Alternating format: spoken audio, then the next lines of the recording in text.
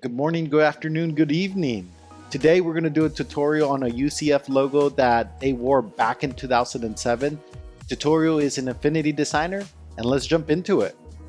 The first thing I do is trace the letters, and here's the first tip. Instead of tracing both sides, especially on letters that are uniform either diagonally or vertically, trace half of it, copy it, flip it, and then put them together and merge them.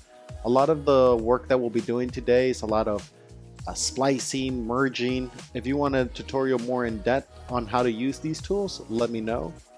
After I have all the letters, I go ahead and try to see if there's a font that looks like this letter. Sometimes easily you can find the font that is the one that you're looking for. We'll see that the font I find, it's similar to the font that we want to use, but it's not exactly the same. So right away you can see that the letter C is not exactly what we want. The letter U is a little bit thinner than we would like. Another technique that I use here is a masking tool. So I'll create a layer where it's semi-translucent, trying to make sure that I match what I'm trying to do.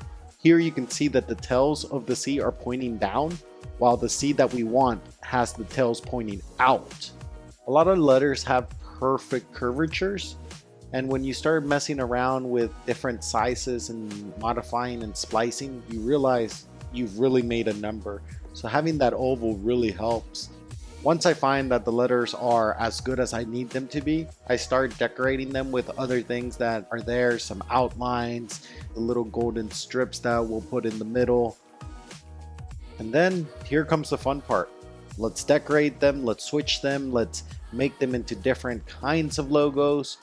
You'll see here, we're really trying to get that vibe of the UCF uniform, trying to put a little pinstripes behind it. We also added a little bit more details like an outline, 3D effect. If you want more tutorials on all of these other features and effects that we added to this logo, please tell me what is it that you would like to see, and we'll create more of those. And now we're getting to the point of putting it all together, adding the final details on what this will look like on Twitter. Make a big one with that pinstripe like the one we saw at the beginning, and then two secondary logos, one with all gold and one with all white. And finally adding some pinstripes to the black background logos and unifying this art, getting ready for it to ship out.